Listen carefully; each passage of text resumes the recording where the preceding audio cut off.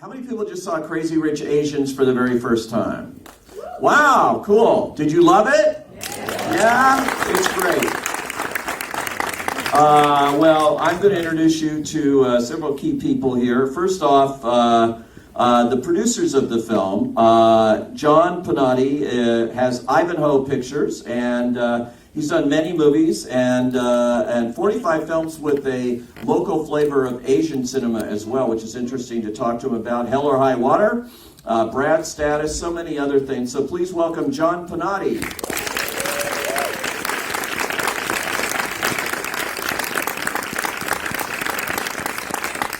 And Nina Jacobson's company is called Color Force. Her films include Diary of a Wimpy Kid, that series, Hunger Games, that series, an Emmy winner for People vs. O.J. Simpson, and the assassination of Gianni Versace in the American Crime Story series, and so many other things that she's done. Of course, worked for several studios from Disney to DreamWorks to Universal and on and on. Please welcome Nina Jacobson.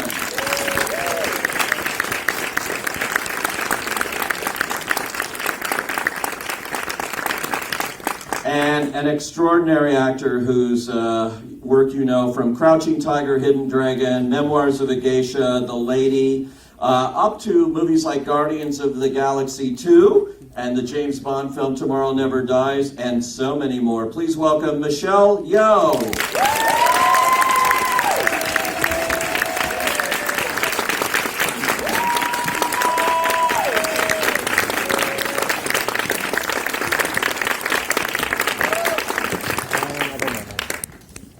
So it's so great. People are still discovering this movie weeks, months now after its release. Nina, you know, and I have to ask you, were you surprised at the scope of the success of this film when you went in? Because it is the first all-Asian cast, you know, movie on this scale since, what, Joy Luck Club 25 years ago. You know, it's funny, because I always thought it was going to be a really popular movie. Do I have to turn it on? It's on. Okay, there we go. Oh, I hate that. Okay, I did always really think it would be a popular movie. It felt like a movie I'd want to see, and that there was nothing out there like it, and that there would be demand for it. I think the part that surprised me, I think, was how deeply felt it was. I think you understand conceptually that representation is power, and that that's meaningful, and that is meaningful to me, but then to see how much it meant to so many people still took me by surprise, even though I conceptually understood that. And it was great just to see that audiences do still want to turn out just to see a movie where people talk to each other, and that they still really enjoy getting out to the theater to have that experience. It was a great reminder of the fact that that's still a beloved thing for people to do. And the other thing that it's a great reminder of, because until you see this movie, you realize there aren't many romantic comedies coming out of studios these days. It's almost becoming a lost genre, as they say. And so when you see one that can succeed again, I guess it's going to lead to a number of movies having a chance to do this again. I hope so. I mean, I love them, and I think people, you know, it's one of those genres that does demand communal viewing. It's much more fun to see it in the dark, with strangers, either, and with, you know, a date with your mom, with your daughter, you know, and with a group of friends. That those kinds of movies that are really enjoyable to bring someone to, but to also share with strangers in the dark. I think it's one of those genres. So you and John, Color Force, and you and your partner Brad Simpson, and John with Ivanhoe got together on this. How did this come about? How did you decide that, and how did you sell this to Warner Brothers, essentially, based on the books here, the trilogy of books? So it's... It is on. There you go. So we had heard that Nina and Brad had met with Kevin Kwan, the writer, and Kevin was looking for... he knew, I think he understood he had a challenge of getting this film to the screen, and he needed, shut your ears, but two powerhouse producers to kind of validate it. And that's what Nina and Brad did. And then we were lucky enough to be starting a company that was looking for Asian-focused global films. So this, we read and we're like, well, this is perfect. And in fact, we got it from a studio. We got tipped by it from a studio executive first who said, you have to read this. We'll never do it because there's not a white lead. And for our purposes, like, that's great. That's perfect. So we got in touch with Nina and Brad through, I think, Kevin's agent or something like that. And just so you know, Nina is consistent that in that your first question, the same thing came. Her first description of it was like, this is just a story for everybody. Who doesn't understand the idea that you're bringing home someone new and then potentially there's some family dynamics that are going to get in the way? And to your credit, that has continued throughout the whole making of the film. There was never a moment of like, this is too, this is anything but a global experience. And I think that just stayed consistent. It's in the film. We were also lucky because, to his credit, Kevin Kwan, oftentimes, an author and selling a book, his book had just been published, and he had studio interest, and oftentimes the desire to get, a good amount of cash up front, it's very appealing, and be able to say, I optioned my book to Fox, or, to be able to have, the validation of that and the cash is very appealing, and I think he understood that he needed to play the long game, and so we had said to him we would develop it. Our suggestion was to develop it outside of the system, to find a partner, and like I said, we were very fortunate to have like a perfect partner out there in Ivanhoe, and he optioned to us for $1 and played the long game of like, let's get to a place where once we had partnered, we were able to have script. We were able to, we struck out our first time with our first writer, and then we hired another writer, and Ivanhoe sort of kept the faith. And when we had a great script, we were able to get John Chu, who had an amazing vision for it. And then we were able to scout and budget and then go to studios with the whole thing to say, this is the movie we want to make. It's $30 million. It's a yes or no proposition. And there was no way for us to get stuck in development and sort of well-meaning notes. It was, this is the movie we want to make. We're going to keep working on it to make it better, and we got great notes as we went along. We got great notes, actually, from Michelle, but Kevin had the vision to take a risk early on. Yeah, because I think I read somewhere like Netflix was offering a lot of money and that sort of thing, and I know John Chu, from having interviewed him, wanted this to be in theaters and a major studio, and that was very important for this, and you see, watching a movie like this with an audience out there, not in front of your television set, is different, it's a different experience. Yeah, I think it was important to him and to Kevin and to all of us that, there is something about a Hollywood movie coming from a historic Hollywood studio that says that you've arrived, and it says that you know who's going to see it. And I think I love Netflix, and they are incredible at getting global distribution all at the same time. And yet nobody would ever know how popular the movie was with such a variety of people. And I think it was really important to all of us that it be a cinematic experience on the big screen, and that people show up with their money to say, I want to go see it, and I'm ready to stand up and be counted. Michelle, what do you think about that? You've been a part of huge box office successes, theatrical movies here. Why was this important, too, on all those levels to succeed like this? Well, good evening, everyone, and thank you so much for that lovely, warm welcome. But if I start to slur, I just got off the plane, coming from Malaysia to Hong Kong to here, so I came from the airport. But I'm really, really happy to be here. This Sunday has become very long. I left on Sunday and it's still Sunday. It was so important, I swear to God, that first weekend at the box office. When we set out to do the movie, we knew it was special. We knew it was a great opportunity because we were working with an all-Asian cast, from a global cast from around the world. And this was the first time even for me to be involved in that way.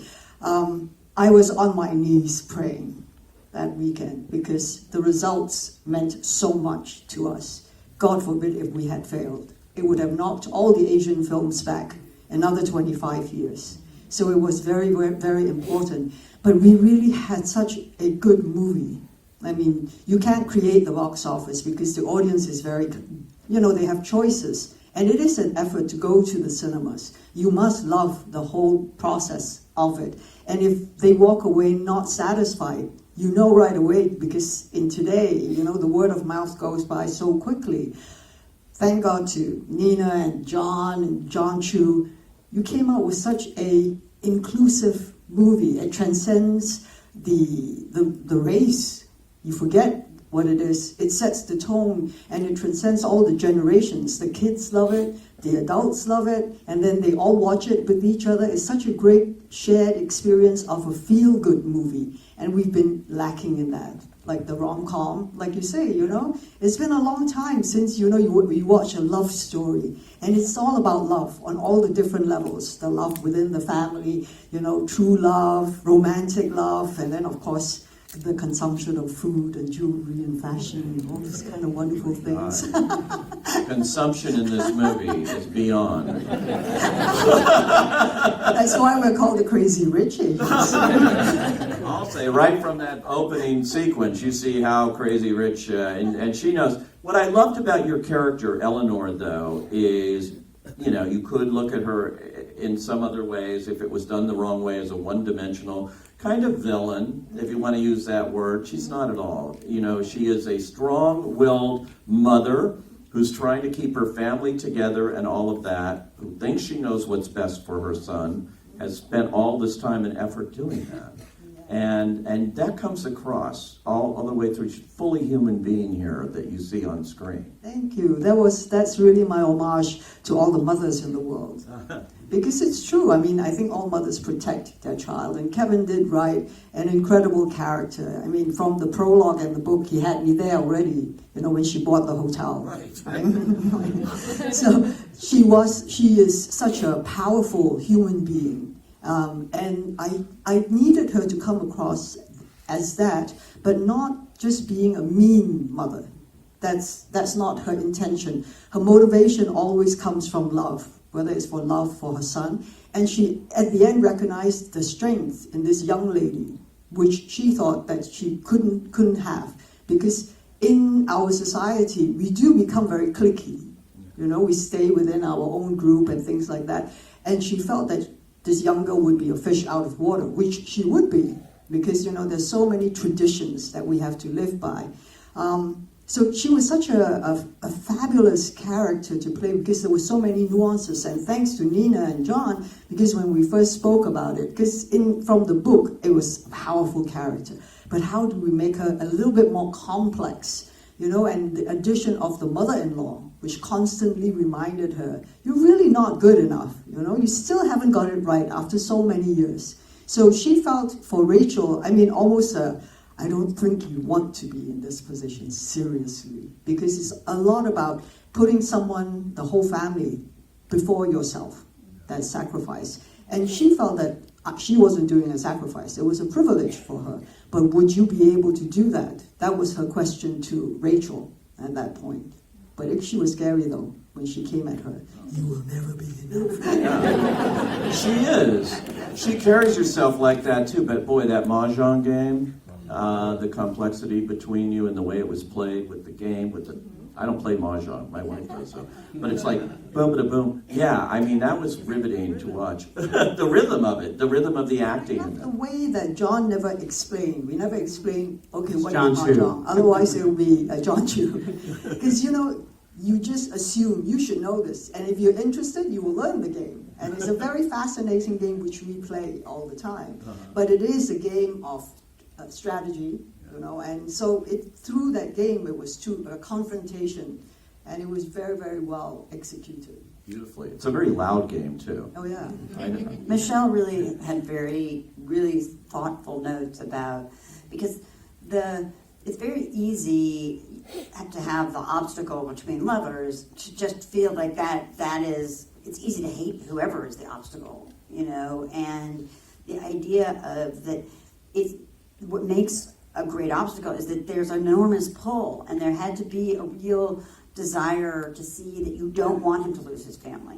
Right. And it would be very easy to just say, well, you know, they don't get it, they don't get you, they don't get this relationship, and they're focused on the wrong things, and to root against them. But you had to understand why that would be an enormous loss, and that would elevate Rachel for her to not want him to lose that. But that, and then that the differences were not just about class, but more about culture. And I think that, you know, the book leans in on class a lot, and the movie obviously has a lot to say about class, but leans in even more on culture. And Michelle really, you know, throughout the process kept pushing for that complexity and for the Eleanor should have a legitimate point. That would be much more powerful than if she was just sort of lost in the past or lost in her own biases. The casting's great, right down the line. Henry Golding, how many are new Henry Golding fans now? He was like a travel host or something, wasn't an actor, and you just like found him. Yeah, I mean, we knew obviously the casting Nick, you know, was very particular what Nick had to be. He had to be incredibly, obviously handsome and appealing, but down to earth. You had to feel like he'd be a guy who you could have a beer with or find him on the basketball court, but he'd also show up in a tuxedo and have a James Bond quality. Like, how would you be all of those things? No challenge there for your casting. And then he had to have the anglicized English, so it ruled out a bunch of amazing Chinese-born actors who might not have had English as a first language and who couldn't do that anglicized accent. So that was, whereas there are, you know, so many incredible Chinese-born actors, if the accent wasn't right, it wouldn't be a plausible Singaporean character. And so we were reading all different people, and actually, yeah, one of the accountants in our production office was like, well, there's this guy. She was in Malaysia at the time, so was more aware of him than we would have been. Right. And so John stalked him on social media, and got his... He said no at the first time. He was like, it's too big for me, I can't. And John convinced him. Yeah. So they insisted he read. John is very convincing. What was he like to work opposite of as a first-time actor? You know, when we were doing a scene, I suddenly looked at him and thought, he reminded me so much like Ang Lee. Oh. It's amazing. Yeah, John Chu, not this John. Yeah. No. No, I'm talking about John Chu. Oh, yes. The way he directs, the way he's so mesmerized with details and things like that. He really, I walked up to him and thought, I just saw a young Ang Lee walk past me. Wow. Yeah, he was wonderful to work with. He's very engaging. At the same time, he's very clear with what he wants. But he would discuss with you and see how you could explore, you know, other options. And this is something that we as actors, you know, we get lost in our own world thinking that we know everything. But he is the captain of the ship, so he really has to be the one to navigate the waters. So I really, really had a good time working with him. I want to get some questions from the audience, but I have to ask one thing. How do I get myself invited to a wedding like that?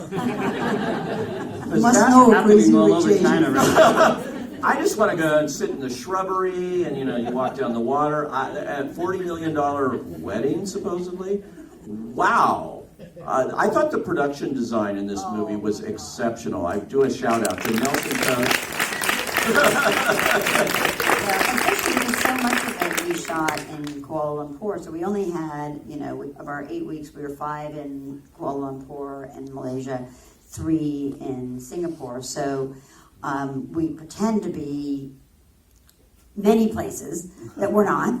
And Nelson just had an enormous imagination, so that jewelry store is a bar in a hotel. That he could see, I love those doors. Those doors will be great, you know, and we'll put shelves in here. We'll take out all their furniture and converted a bar and a restaurant into a jewelry store, and did that at every turn. Just could always sort of see what something could become, and was really great at pulling off the fake. It's just epic on the screen. It's just so lush, and the costumes, the production value across the board is really exceptional. Now, do you guys have any questions out here?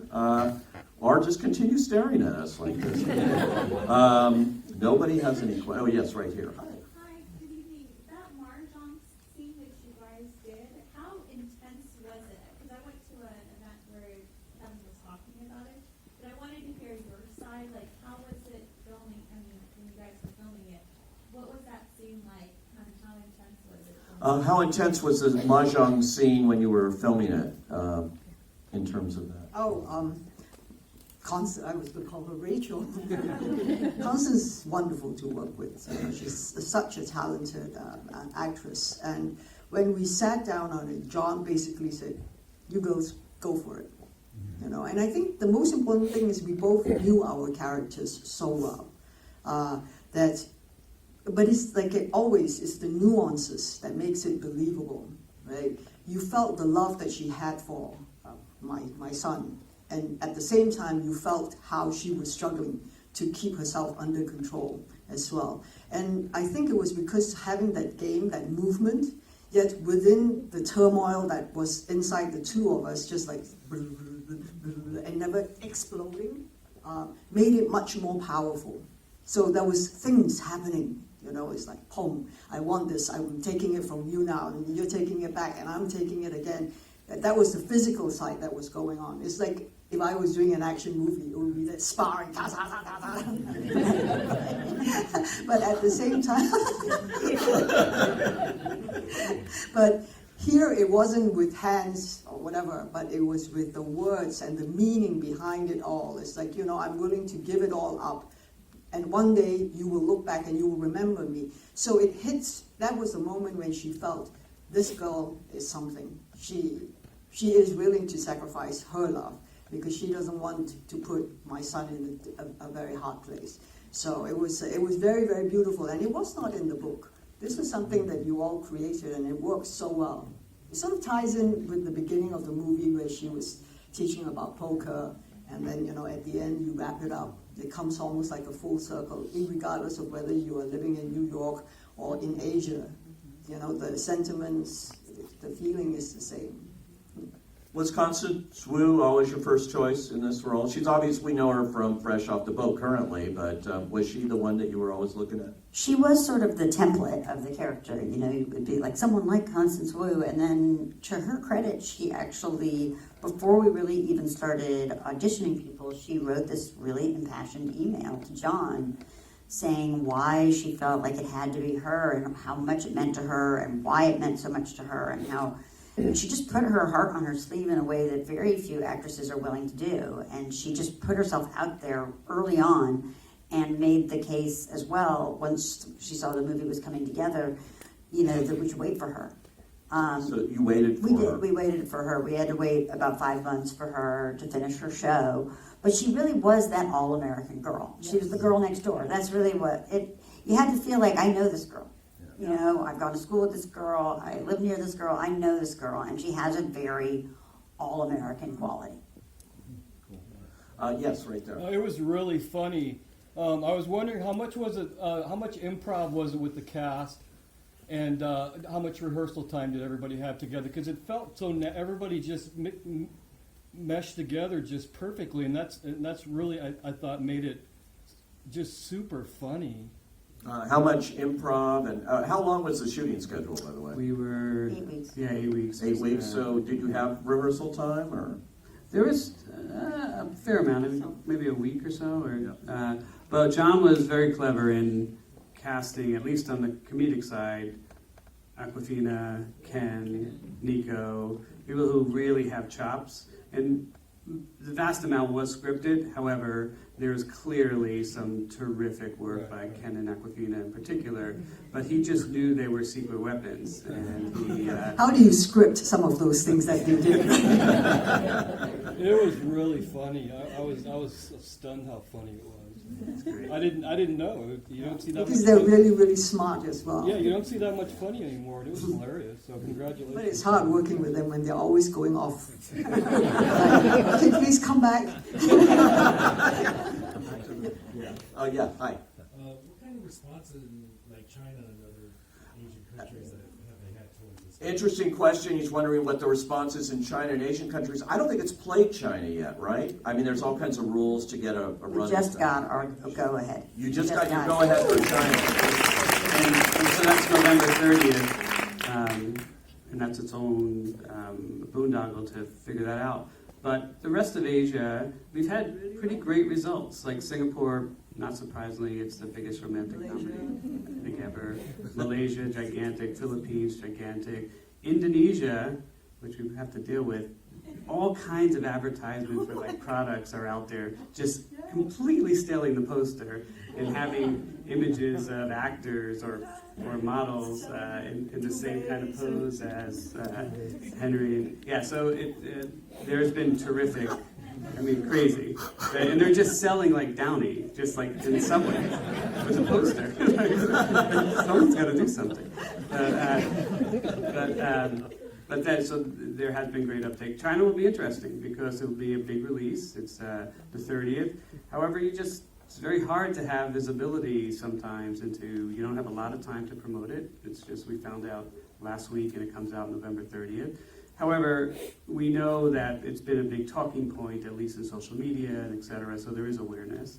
But it's also, they have no shortage of, representation on screen, and so and so the fact that here, it was such a long drought, and it meant so much for Asian Americans to see themselves on screen.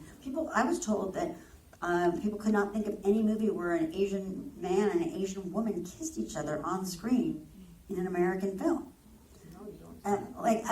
You would never really think about that, but apparently that's extraordinarily rare, and so obviously that's not the case. In a lot of the Asian markets, they have a ton of choices, and so the movie there plays in a different way and means something else and plays as a romantic comedy and also a Hollywood offering of the Hollywood version of these stories, which I think some people bring a lot of curiosity to and some people bring some cynicism to, and so I think it plays differently in all those places than it does here. Okay, yes. You had 8 weeks to shoot this film, so you really had a chance to come together as a group. So, for Michelle, what was it like when the cameras weren't rolling and the bonding that went on, and like who had the party trailer, and what was it like? Okay, so who has the biggest trailer and Don't look at me, okay? the party going on, and what was it like off? The boys.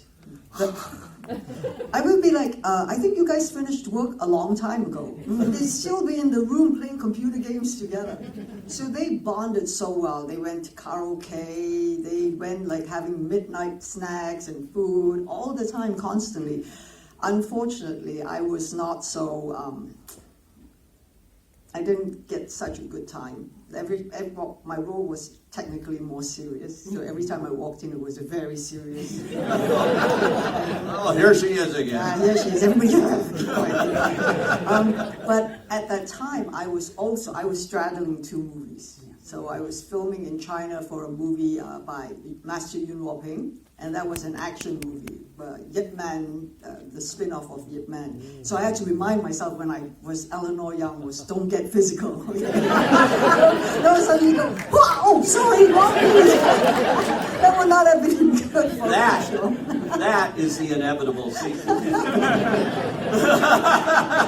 But when we were on set, it was a love fest. Everybody had such a great time, and I think what they really appreciated was, the local artists, the actors from Singapore and Malaysia welcomed their counterparts from around the world because they were so happy to finally work with Asian actors from around the world and to be in a studio film, which was the first for quite a few of them, even though they've been in the business for a long time. And I think for the American, the Australian actors to come here, it was a little bit of a culture shock as well. It was like, because even though they are Asians, but they have always lived in a very foreign environment, a different kind of environment. But at the end of the day, you could see they were exchanging, wow, you know what it is to be a minority in America. And then when you come here, they're like, we're Chinese, how can we be a minority? It just doesn't work like that, right? I just came from China, I'm definitely not a minority. So it was very, very interesting, but once they got together, and up to today, we all still have a group chat that every morning when I wake up, it's like 50 messages. Oh yeah, and they are. It's an unusually close group because it's different than other movies in that we had this big cast, but we were so far away and we didn't have a lot of money, and so people came and stayed. And so you have this big ensemble, and many of them would go weeks where they weren't working but didn't go home. And so the people who weren't working were always running around and doing karaoke and, you know, going out eating and traveling and checking things out. And then the people who were working would, you know, meet up with them later. But it's a much closer group than almost anything I've ever worked on because we were all so far from home. And then we had people who were at home who welcomed us and hosted us and wanted to show us all the things that they loved about where they lived. And so usually, you know, a cast like this, actors come in, they work a few days, and then they go home and they're blocked out. But we didn't have the money to block people out. We only had we knew we had to work with Michelle's schedule, so she was the person that we worked around. And then everybody else just hung out. And they also, and it was great to hear a lot of the cast members who hadn't worked with other Asian cast members. So they were always, in a lot of the Western productions, the token Asian person. So there was a real, I think, joy and appreciation that they were, they're friendly to everybody, but that this was just a big Asian cast, all sharing this experience together. From the outside, that was palpable to see that and to appreciate that. Well, the amazing thing is we don't have to wait 25 years for another all-Asian cast because I'm sure you smart producers already have the sequel in line, right? You're going to do another one, right? Our hope is actually to do the second and third together. Wow. Because we do have such a big cast. So that's our hope. Yeah, that's our hope. So we're going to develop both the scripts and then hopefully get them both right. And then, because it is such a big cast and John's in a lot of demand, and to pull together this many popular, beloved actors and get them together, you know, for enough time, our hope is that we're going to develop both the second and the third books at the same time into scripts, and then hopefully get them both right and be able to figure out a way to shoot them all as one big movie so that we can release them closer together, but also, like, say we have this great cast, all of whom are blowing up in different ways, and just to be able to get them all back twice, it would be easier to get them back once. And read the books. The two other books in the trilogy are just terrific. I mean, he really is got better and better. Can't wait. Thanks, guys, for coming out.